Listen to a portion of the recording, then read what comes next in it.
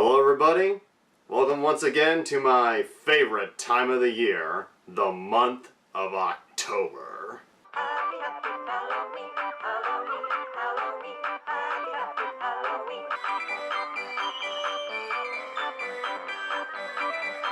And like I do every year, we start the month of Halloween by going back to an old classic, preferably a black and white film from the Universal Monster lineup. This year, we take a look at The Wolfman from 1941. Like Dracula and Frankenstein from 1931, I saw The Wolfman at a very young age, 10 I believe. It was part of a VHS set that I got as a gift from a cool teacher who I sadly can't remember the name of. The Wolfman, I did not see it until after I had already seen Bud Abbott and Lou Costello meet Frankenstein. And even though that was a horror comedy, I thought Lon Chaney was pretty good in that film. He was one of the darker elements of it. When I saw The Wolfman in its full, straight-up horror glory, I thought it was pretty well done at the time, and I still think it's a pretty good film now. It was the film that turned Lon Chaney Jr. into a horror icon. For anyone who doesn't know, Lon Chaney Jr., his father, Lon Chaney Sr., was also a horror icon in his own right, having been the star of the 1925 silent horror classic, The Phantom of the Opera, a role for which Lon Chaney Sr. himself did his own makeup. In fact, he did the makeup for any role that required him to look abnormal. He did it all himself, earning him the nickname, the Man of 1,000 Faces. Lon Sr. sadly died in 1930 due to bad health, and he never got to see the career of his son.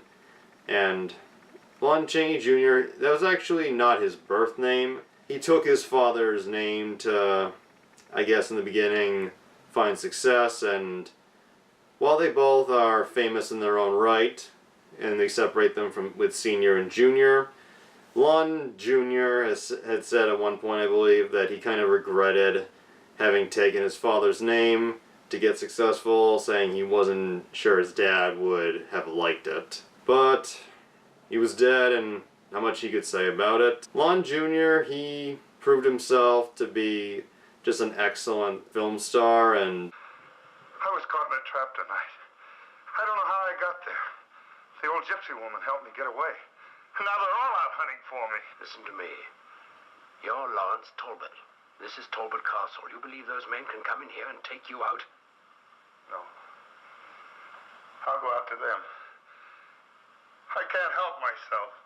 The Wolfman, it's one of the films I think definitely has the most appeal as far as reaching younger audiences. I mean, I love all types of older movies, but I know a lot of people my age and now younger probably would have a hard time getting into some of the more classic films, but The Wolfman is very well made in terms of its directing, writing, music, editing, everything. It flows pretty well, and like most movies, it's pretty short. It's only about, I believe, 70 minutes, and I talked last year with my grandfather when we reviewed the original Frankenstein about how that film felt very short for him, and I think one of the things that could make the original Frankenstein or Dracula a little slow at times could be, even though they are short, is the lack of music scoring, and the music here in The Wolfman is incredible. It's a great horror score, just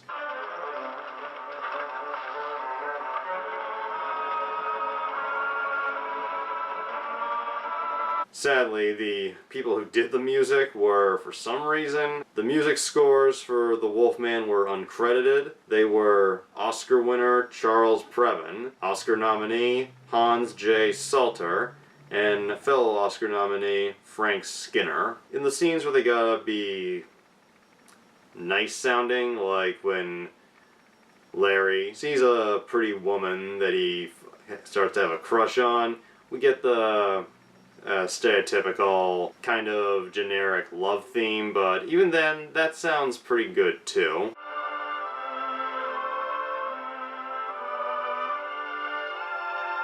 The best music comes during the werewolf transformation scene and the climax of the movie, which I will get into later. The story centers around Lawrence, aka Larry Talbot, played by Lon Chaney Jr., returning home in light of his brother's death to the estate of his well-respected father, Sir John Talbot, played by fellow Universal Monster alumni Claude Rains, who had previously played the Invisible Man. And he tries to fit back into the house and life of his family that he left almost 20 years ago.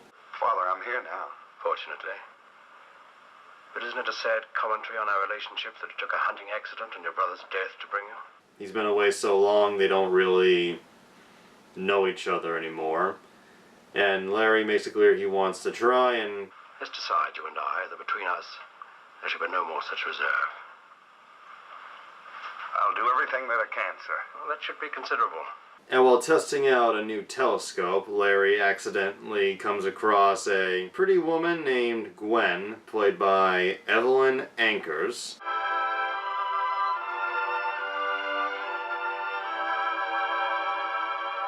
The scene where he goes to her, I'm looking for a gift, something in earrings.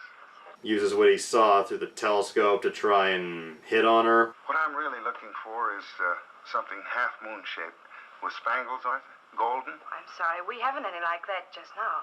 Oh, yes, you have. Don't you remember? On your dressing table up in your room. That's weird, man. Comes off as a little creepy. How did you know about the earrings in my room? Oh, I'm psychic. Every time I see a beautiful girl, I know all about her. Just like that. But the film doesn't have his character continue this way beyond the first few scenes, and the characters do grow and have some chemistry as the film goes on, and just not as charming as they probably thought it was back in the day. A wolf and a star. What does that mean? I thought you said you were psychic. Well, at the antique shop that Gwen and her father run, Larry buys a walking stick, and it's here that he's told the legend of the werewolves. It shows the wolf and the pentagram, the sign of the werewolf. Werewolf? What's that? Oh, that's a human being who at certain times of the year changes into a wolf. He doesn't think much of it. If you're trying to scare me out of here, you're not getting very far. Later that night, Larry meets up with Gwen and with her friend Jenny, played by Faye Helm. The three of them go visit a visiting gypsy circus. And once again, we see another Universal Monster alumni, Bela Lugosi. Can you really read the future? I will not disappoint you, my lady. Appearing as a gypsy fortune teller, also named Bella. I guess they were just feeling like, we're not in the mood for coming up with new character names. Can you tell me when I'm going to be married?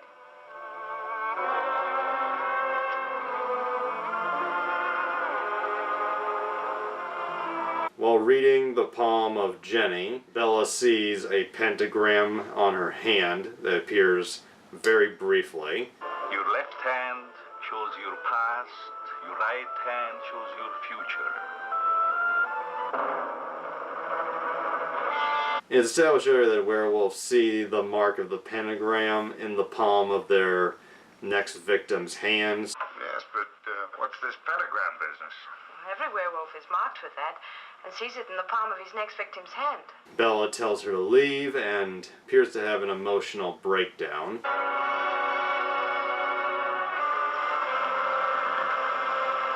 And while Larry is talking with Gwen, they suddenly hear...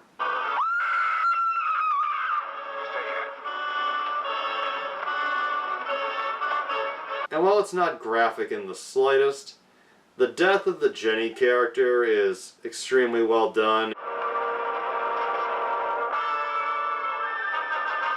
And seeing this, Larry runs and tries to save her, and when the wolf bites him, he beats it to death with the walking stick with the silver handle.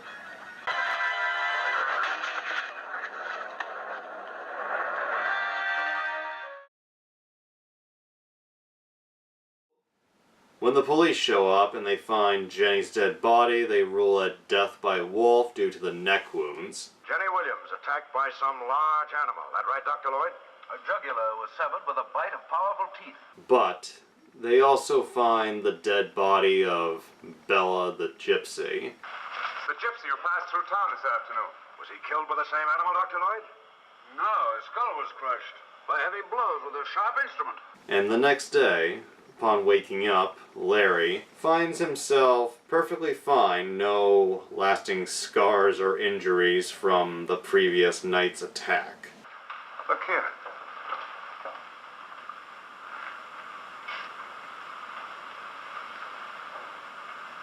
The circumstances lead everybody to think that he might have accidentally killed Bella, but Larry is certain that he killed the wolf. Paul wants to question him. Go ahead, Paul. Yeah, go ahead. But don't try to make me believe that I killed a man when I know that I killed a wolf. It's in the scenes of Larry looking confused and angry and grieving and just feeling horrified at the possibility that he killed someone that Lon Chaney really shines in his acting. Now, Larry, will you stop worrying and let me handle this? Oh, but they're treating me like I was crazy. And then we see Bella's mother, Maliva, played by Maria Ospinskaya. Sorry if I mispronounced that. And she talks over her son's body. Your suffering is over, Bela, my son.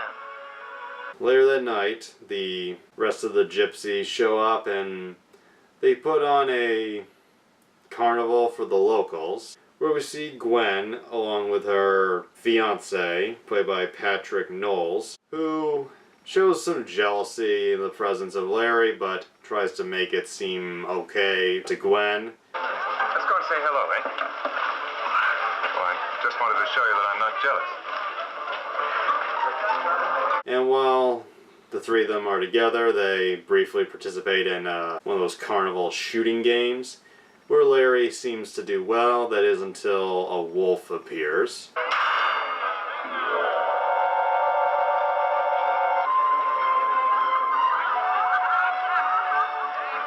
And he has, I guess, a mini panic attack and tries to leave. But then Maliva stops him and invites him into her tent, where she explains to him that because he was bitten and lived, he will become a werewolf himself. A werewolf can be killed only with a silver bullet or a stick with a silver handle. You're insane. And before leaving, she gives him a necklace with a pentagram on it, saying that it will protect him, possibly prevent him from becoming a wolf at the certain times. Wear this charm over your heart always. Go now, and heaven help you. And upon leaving, he does a dumb thing. I won't need this. I want you to have it. It'll protect you. Oh, you gotta be fucking kidding me. Well, the gypsies are all leaving. I must go too. But Gwen! They suddenly see everybody in the gypsy camp panicking, trying to pack up and shit. And Larry asks what's going on. They tell him there's a werewolf among us. And this leads to my favorite scene in the film. The scene where we see Larry break down and then he becomes the Wolf Man.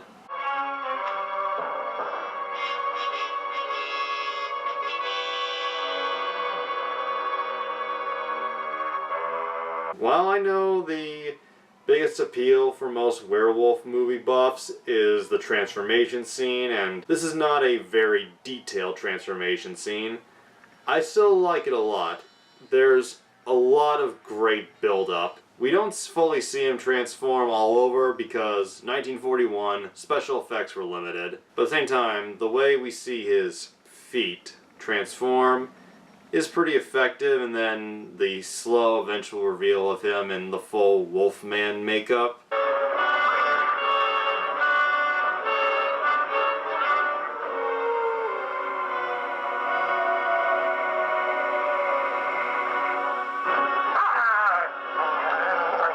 It's just excellent. Now I admit, the makeup could look a little silly to today's audiences, but for the first film, they did a very good job of making him creepy, and it was pretty complex makeup done by original makeup master Jack P.P.S, who had done the makeup for Boris Karloff's Frankenstein as well as Karloff's Mummy. The Wolfman makeup took about 6 hours to apply, and then about 3 hours to remove. So, from what I heard, Lon Chaney was a bit of an angry drunk at times, but at least he wasn't Klaus Kinski, because that would have been a real shit show. And I didn't like the makeup. I didn't want to have any makeup. I hate makeup. And so he asked every day, I mean, weeks before, every day to have this makeup. And I really didn't like it. Scheiß oder scheiß nicht? Und du sagst es mir nicht, aber scheiß aber nicht. Leg mich doch am Arsch weg. Der Moment ist überhaupt gekommen, wo ich dir in die Fresse haue. And like the earlier wolf killing of Jenny, when the Wolfman attacks, it's not graphic, but it's very well shot and you can feel just the intensity of it. Lon Chaney put his all into playing the Wolfman version of Larry Talbot. It's almost hard to believe for a moment that this is the same person, but he does a good job playing a very flawed and tragic human, while also playing just a savage and unreasonable, just unstoppable monster. And Yes, I heard people in the corridor. And is there anything wrong? Richardson was killed last night, the gravedigger. The tracks lead up to this house. Footprints? No, animal tracks, a wolf. A wolf? Where do you suppose a wolf came from?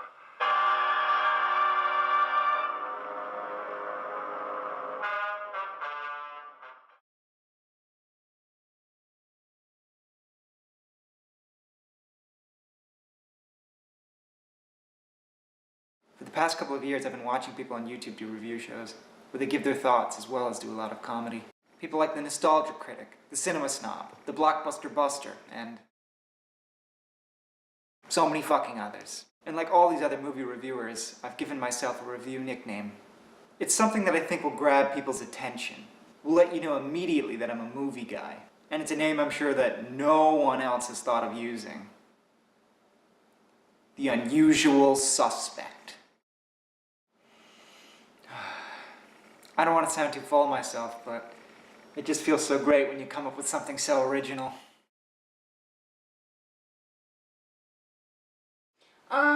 Babe, I think that there's something you should see.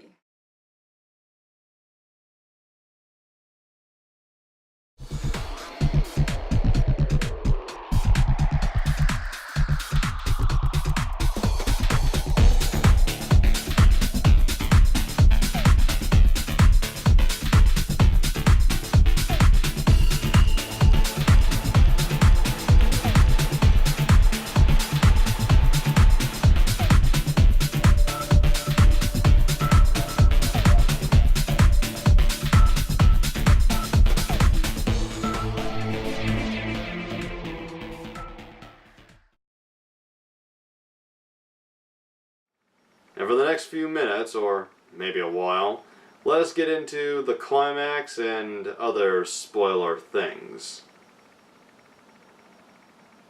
After many scenes of Larry realizing what he has become and feeling horrified at what will happen next, we have a sequence where, after he gets caught in a bear trap, Maliva finds him and recites a poem or a spell that manages to make him human again, if only for a little while. Here, let me do that. Hurry, the dogs, they are hunting you. Feeling he'll cause more damage, he goes to visit Gwen just to tell her that he's leaving. I killed Bela. I killed Richardson. If I stay around here much longer, you can't tell who's gonna be next. And while trying to convince him not to go, because I guess she's kind of decided she likes him, Larry looks at her hand and...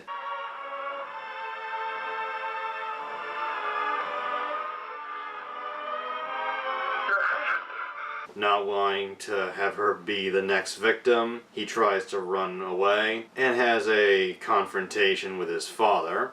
Baylor the gypsy was a werewolf. I killed him with that silver cane. I was bitten. Sir John, not believing in the legend of the werewolves, tries to convince him that he's just emotionally unstable and that it must be the gypsies who have convinced him that werewolves exist. You can't run away. That's what she said. Who? The gypsy woman. Gypsy woman? Now we're getting down to it. She's been filling your mind with this gibberish. This talk of werewolves and pentagrams. You're not a child, laddie. You're a grown man, and you believe in the superstitions of a gypsy woman. And Sir John, saying that he'll find a way to convince him, ties Larry to a chair to show him that he's not a werewolf and there's no way he could get out. Nothing can get in or out.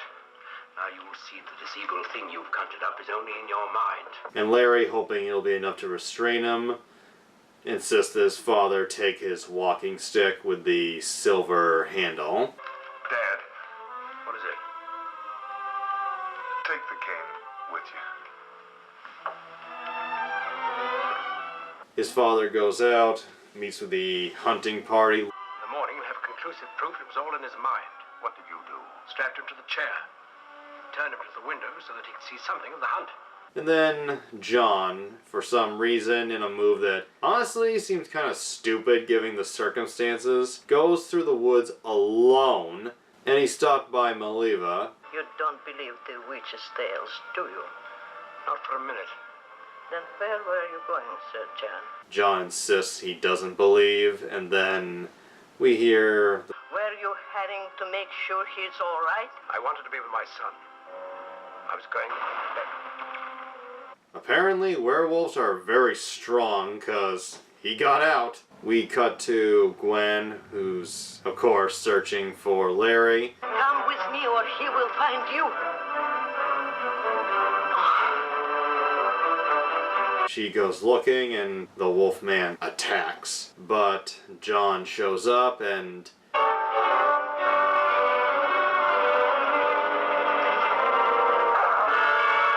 in a very, even more brutal than when Larry did it to the wolf that turned out to be Bella, Sir John just brutally beats over and over and over to the point where you're like, yeah, there's no way he could survive this. And Sir John just has a very kill, just crazy look on his face. And after the Wolfman has been killed, Maliva shows up, speaks the same poem she spoke to her dead son earlier in the film.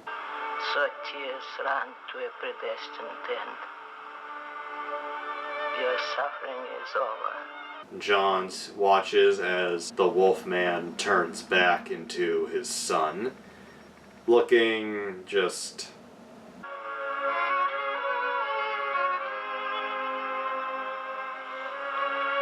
Gwen survives her attack, taking the arms of her would-be fiancé again. She looks and cries as she sees Larry's dead body. The wolf must have attacked her and Larry came to the rescue. I'm sorry, Sir John. Larry.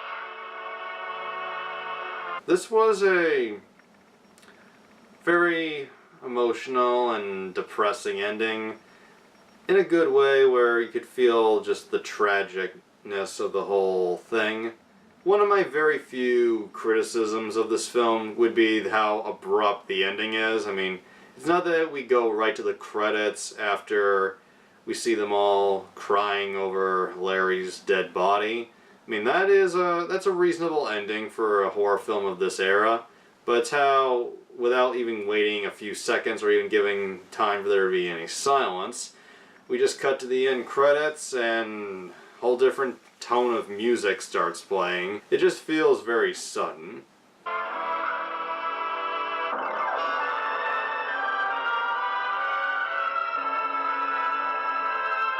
But putting that aside, it is a very action-packed, emotional ending, and may seem a bit quick at times, but movies of this era, once again, were very reasonably short.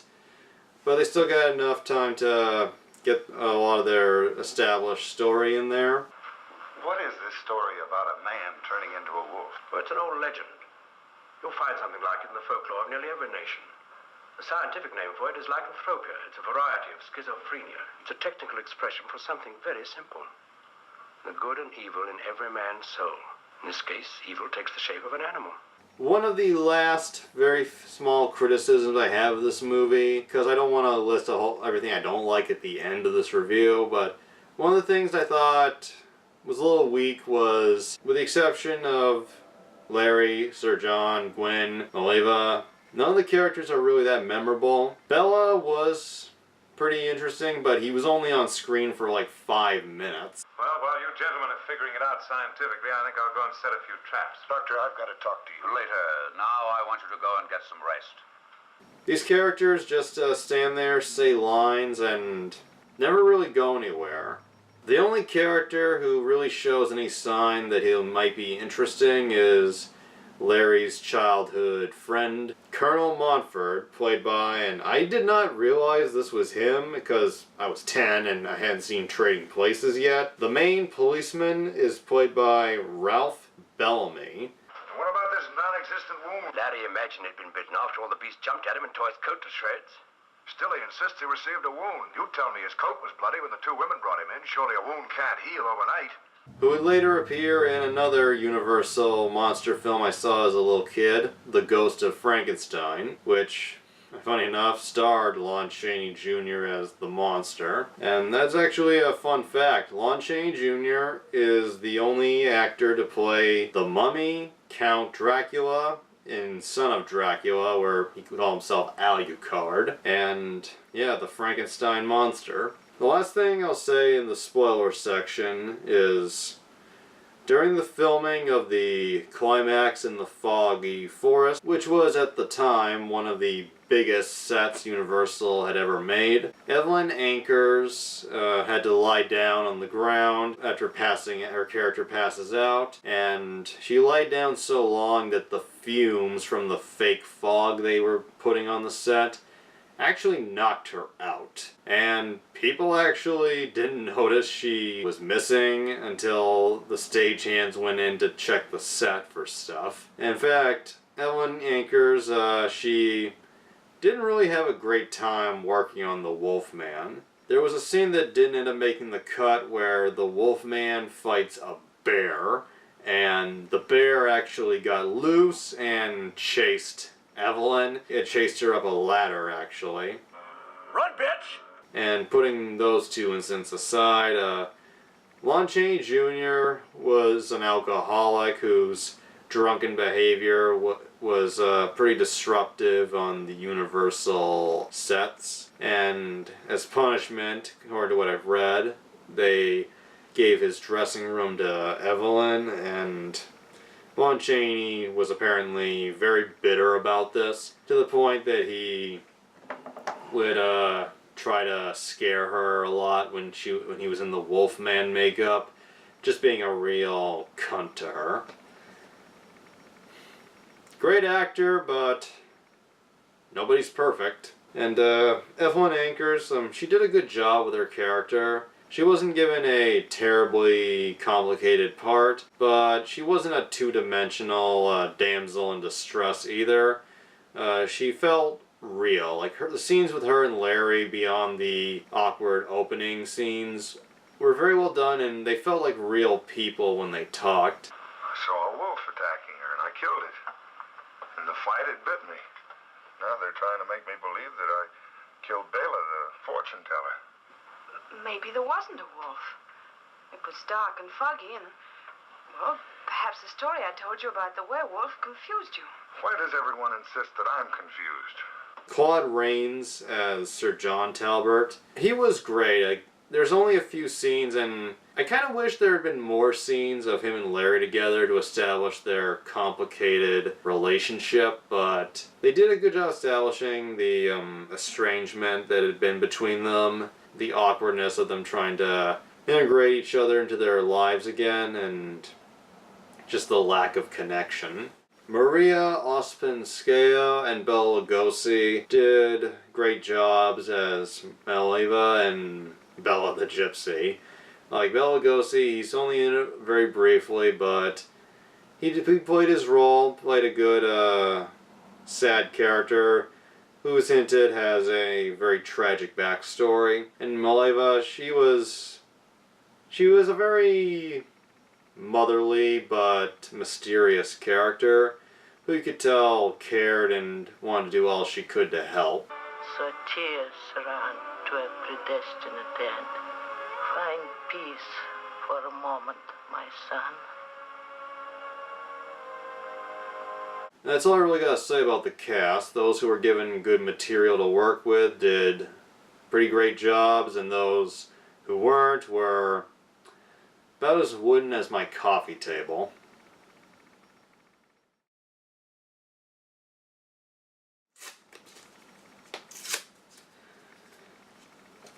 Last things I think I should talk about is what went into the screenwriting of this film by Kurt Siodmark.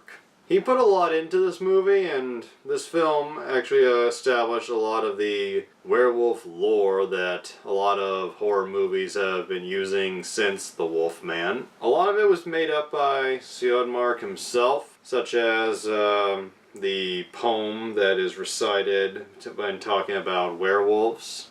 Even a man who is pure in heart and says his prayers by night may become a wolf. When the wolfbane blows and the autumn moon is bright.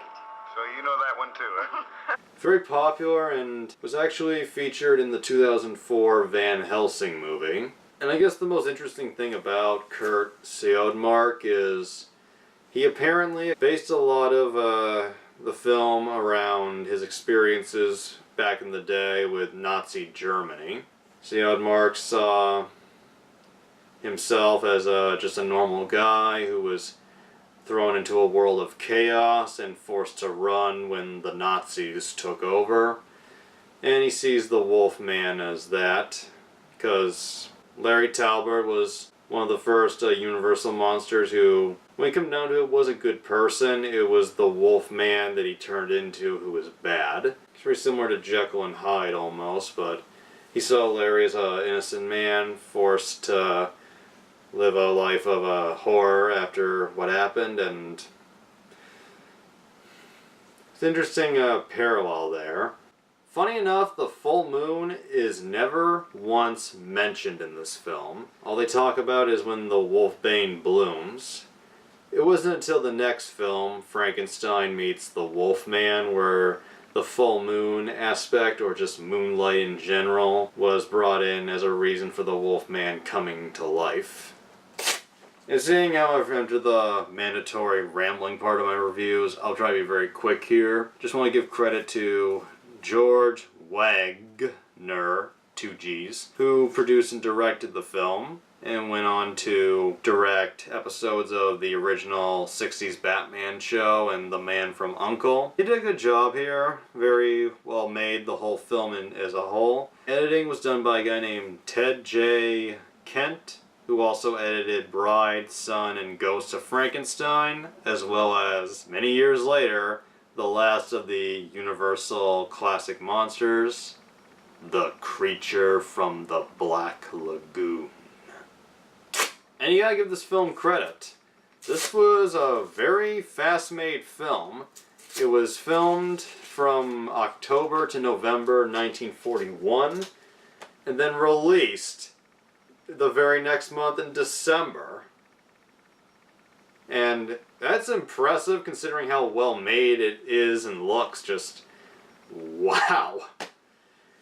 I mean, it could be done these days. Ridley Scott showed that with all the money in the world, at least as far as reshooting major parts. But have the whole film filmed and edited, man, it's hard to pull it off and have it look good. But yeah, I like The Wolfman a lot. Few minor flaws, but nothing major. I give the film an 8.1 out of 10. It has great atmosphere. It has great performances. I totally recommend it. And the month of horror has begun. Stay tuned for many more reviews to follow. And See you next week.